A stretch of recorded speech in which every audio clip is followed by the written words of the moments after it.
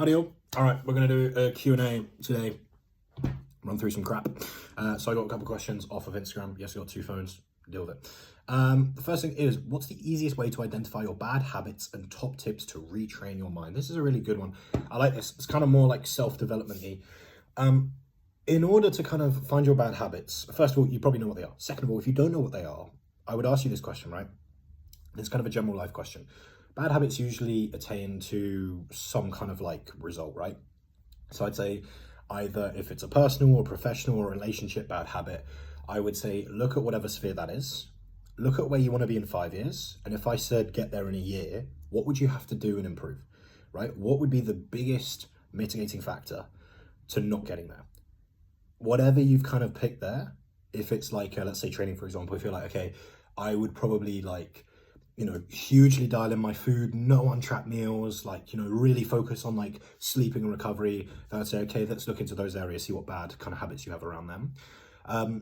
That kind of gives you a bit of an insight into what they are. Now, in terms of like retraining your mind to focus on those things and improve those things, first of all, is look at like, why do you value improving those things? Think about the outcome of those things, okay? And what kind of thought processes you have going into them and what thought processes you have after. If you know that you're doing something that you're later going to regret, then try and like pull that regret before you even do the action, right? So when I was much younger, used to really struggle with food, like cravings, impulse eating, binging, awful. When I was like properly young, mid to late teens, right? So obviously, like, you order a pizza, scrambled pizza, instant regret, right? And so I'd be like, okay, well, I'd start to associate that regret with the pizza ahead of time and be like, okay, how is this going to make me feel? Because there are times where you eat pizza and you feel fine, and that's fine. But there's times where you eat 4 pizzas and you're like, yeah, I probably shouldn't have done that. So I try and associate that kind of feeling beforehand rather than waiting till afterwards. Don't necessarily like make it a negative thing, but try and think about, okay, like, let's take a second, let's breathe here. How am I actually gonna feel about this? Because I still eat pizza, I still eat takeaways, but not to the same extent as I used to, okay? Usually I would try and like pull the emotions around it forward and also try and swap out that habit with something else. So say if it's like eating, again, for me, I would eat out of boredom. So instead I would, direct that into like, well, now coaching, because I don't have much free time. But back then I'll put it back into like gaming, try and game with friends, go out, see friends, go and have a walk, call people, just try and redirect it into something social to kind of distract my mind. And I found that I would only really overeat around other people. So again, like self-awareness, looking into your environment. I would only overeat, not around people on my own, like, because I'd be embarrassed that I was eating that much food. So I'd be like, right, well, if I'm going to get food that's a little bit cheeky, I'm going to do it around people. Like, I'll be like, okay, me and Chloe will split a takeaway or something. It's much harder for me to absolutely take the piss, because I know she'll be like, are you binging? You know what I mean? So again, look at that environment. Okay, really good question. Thank you, Zaid. Next question is, oh, it's gone off my phone, but it was, what's your favorite phase to do as a coach and as an athlete? This is a great question. My favorite phase to coach, I think, to be fair, it's probably the same answer for both. It really does have to be dieting both times. The instant gratification on both marks is quite fun. The challenge on both is quite fun. Off season is very repetitive. Gaining is very repetitive. It's a lot of like, just get on with it. And it's a lot more flexible. Dieting and seeing someone just morph in that phase, particularly because you can really see the training pay off. Like in an off season, it takes a long time to notice that muscle gain. Muscle gain in a fat loss phase or in a diet phase, you can see it, like it's instant. And I think that's part of the fun for me as well, is definitely like the fat loss phases. That doesn't mean I want to be in a fat loss phase all the time, but they are fun when they are there. They're definitely fun. Next question that I got was, if I can find it. So, what do I think about ab training? Is it essential? Is it needed? Now, ab training is really interesting. Now, strictly, if we think most directly about it, right, in terms of like a physique needs standpoint, it just comes down to like, does your body need more abs? Okay, for most people who are new to the gym, it doesn't hurt to train them directly. Okay, yes, they will grow passively through axial loading core, but again, typically I would say you want to progress them to some degree. Even 1 or 2 sets a week, it's better than nothing. Any amount of direct work will get them growing. Just progress that over time. Now, getting a bit more broad with it, training your core and the need for that, I would look at your kind of biggest patterns, typically lower body stuff, pressing, hinging, squatting. Play around with training your core, not just your abs, but your core, your breathing, your bracing, etc. look at the impact that that has on your stability and your ability to take those movements all the way to failure. And if you notice a benefit, pull it back a little bit and see if you can keep that benefit. Keep on pulling it back until that benefit goes, then push it back up to where it last was there. Okay? I would start off usually with, like, if I'm doing core patterning or breathing or bracing patterning, I would start off with quite high frequency, quite high volume, kind of really build that skill, then just slowly trickle it down as people kind of get used to it, and then keep it in to some degree. It does serve a lot of athletes and a lot of people benefit, even if they don't potentially need that extra core work. But typically in terms of like direct, concentric, eccentric, ab hypertrophy, just look at your physique. Does it need it? If you're early on, it's safe to say yes. If you're low on time, you can bin it off, you're fine. I like to keep it in.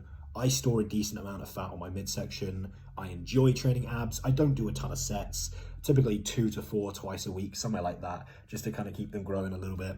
I find that there is decent carryover to my lower body work as well, so I tend to do them on legs. That will vary a little bit as I kind of move through off season and maybe as like splits change. I think currently they are on upper, I forget. I don't even know my own split off the top of my head. Great coach I am. But typically, yeah, that is how I kind of lay things out.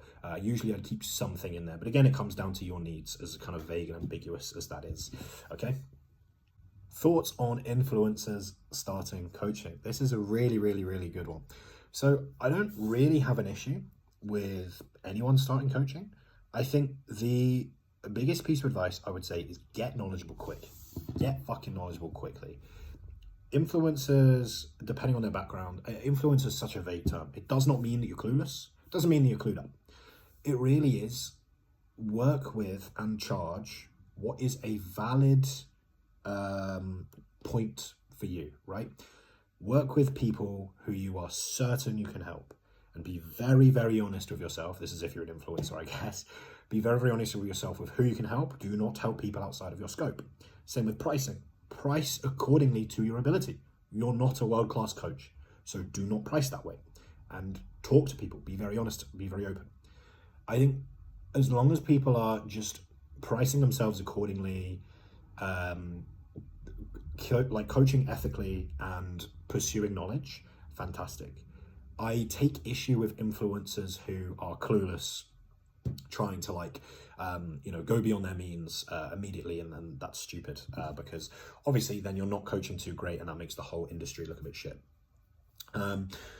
We went through the abs question. Oh, here's an old one that I can actually remember. This isn't on the Q&A, but someone asked me, what do I think about like Sam Sulek and PED glorification? This is a really, really, really hard topic, right? And this is one that I'm super, super, super undecided on. And I think it's grey. It's never black and white, but it's a really interesting topic. Now, PEDs and discussion of PEDs to some extent does need to occur because people are going to do them. Education is needed to be out there. I'd say I'm a somewhat fan of my general philosophy for any kind of drug is know what the fuck it means and it does to you, and then decide there. I have no issue with someone wanting to fuck themselves up, absolutely none, as long as they are fully consenting, fully developed, and are comfortable with fucking themselves up and are not going to regret it. I'm fully comfortable with that. I have no issue with that, honestly. As long as you are taking on that responsibility, that's fine. However, you do need to be careful because the more education, I guess education would be the wrong word, but the more that PEDs are discussed, the wider of an audience they reach, and the more that they become normalized and almost glorified. And I talk to a lot of people where they talk about, oh, there's a safer way, and I'll be like, yeah and no, man. Like, yeah and no. There's a smarter way where you can use less and grow the same amount, but that just leads to people using more and growing even more, you know? I think it's a very nuanced topic, and I do think that the rise of PED education and PED discussion has brought about a rise of PED users. And I think that's really, really interesting, and I think it's something that needs to be looked into. And I honestly don't know what the solution is. I really don't. I really, really don't. It's a super interesting topic, I find. Because for those that don't know, I am a PED user myself. I'm a bodybuilder. So it's really interesting to think about, would I and some of my clients who were assisted, would we have gone assisted if it was 10, 20 years ago? Who knows? Lord knows.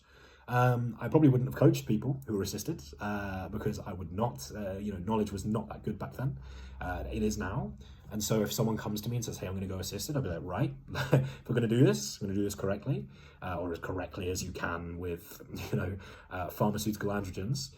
But again, it's a really interesting topic. And this is one that, to be fair, I'd love to see comments on. So let's get some comments going on this one. What do you guys think? Do you think the rise of talking about PEDs has brought more harm to people or more good?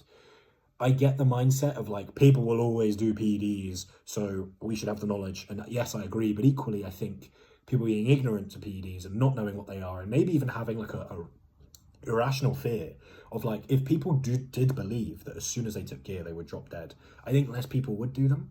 And while that is a bit of an ignorance, a place of ignorance that people are coming from, because that's not the case, maybe you could argue that more people would be better off. Interesting. It is an interesting topic, and I really don't think there's kind of a correct way of tackling that. So again, what do you guys think? And a final question, difference between a 3-day split and a 5-day split, pros and cons of both. This is a really good question, and it's something that I was talking to Chloe about because she's recently started training, and she was kind of like, how many days a week do I need in the gym? And I was like, this is a very nuanced question. The real answer, I would say, in terms of like progression, so speaking statistically and more numerically and more empirically, we know that as long as volume is equated and set quality is equated, you're going to see the same level of growth. If you do 10 sets per week for your biceps, 10 sets with appropriate form, appropriate control, appropriate proximity to failure, and appropriate progression over time, you will see growth. It does not matter if you do that in 1 session, 2, 3, 4, 5, 6, 7. Doesn't matter. Does not matter. As long as that is the same, the number of work, it's the same. Now, then you kind of get into, okay, but then could you do 1 session a week and get an audio volume? And yeah, you could, but I don't believe, just using like logic, obviously, the reason that people tout frequency as some amazing benefit is because doing 10 sets of biceps on 1 day would be fucking awful. And it'd be really hard to maintain a level of control or maintain a level of quality from set 1 to 10. It would definitely drop off. And that can be very, very difficult. Whereas when you've got 2, 3, 4 days to kind of split them up, then it becomes much easier. Even 5 sets of biceps, significantly easier than doing 10 in a row. So then the question becomes, okay, so then how many days in the gym do you need? I would genuinely say, I think you're starting to maximize progress at about 3 days in the gym. I think just anecdotally from training people and seeing how much volume people can take in 1 session, once we hit that 3 mark, we're starting to divide that volume quite nicely. We're starting to get to a position where, set numbers per week and per session are quite nice and favorable. I think 2 is a stretch. I think 1 is a real stretch. Once you get to 3, 4, 5, it's then just kind of personal preference. And again, it depends on what kind of split you want to run in order to get that volume in. It depends how many days to the gym you can give. It depends how much time you can give per day to the gym. And that's where I think things get a little bit kind of even. It's the same way that I would really talk about food, to be honest. I think once you hit about 3 meals, you're getting most of the benefit from nutrition. 4, we're definitely there. 5, 6 optional. Same with kind of like days in the gym. I would say 3, we're starting to really get into it. 4, we've secured it. 5, 6, we're kind of the same thing. And anything above that is perhaps something where you'd have to program quite carefully because you're looking at like, kind of being quite excessive at that point. I think managing 7 meals from a digestive standpoint and a meal spacing standpoint would be really hard. The same way that managing 7 days in the gym from a recovery standpoint would be really, really hard. But there you go. There's my thoughts. That is today's Q&A. If you guys have any questions, drop me them on Instagram. It's Jack_Archer Academy. If you guys like more content like this, let me know. If you want some clothing, like this hat, BillNotBorn.store. You can use Archer10 for 10% off. And thank you all for letting me waffle at you. Have a fucking amazing day. Hope everyone is getting those gains. Don't know why I said that. Cheers, guys. Have a good one. See you.